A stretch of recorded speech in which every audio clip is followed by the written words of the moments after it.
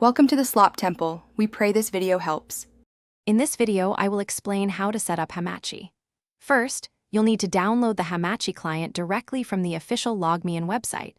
Once the download is complete, locate the installer file and run it. Follow the simple on-screen prompts, making sure to accept the terms and conditions when prompted.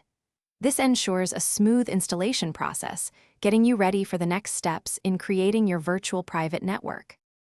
After downloading, run the installer file, often found in your Downloads folder.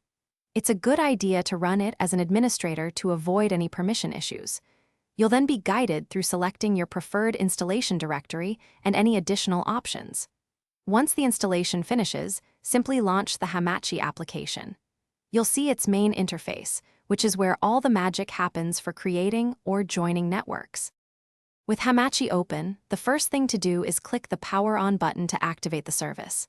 Now, you have two main options: create a new network or join an existing one.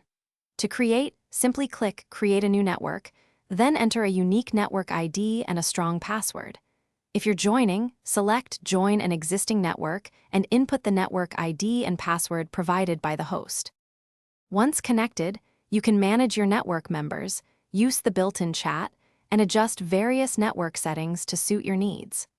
Always ensure that all participants in your virtual network have Hamachi running and are properly connected to the same network ID for seamless communication. Remember to check the description for a link to the Echo Dot smart speaker and other great deals. This helps keep your virtual private network running smoothly for all your shared activities. Thanks for watching. Consider subscribing if we helped you.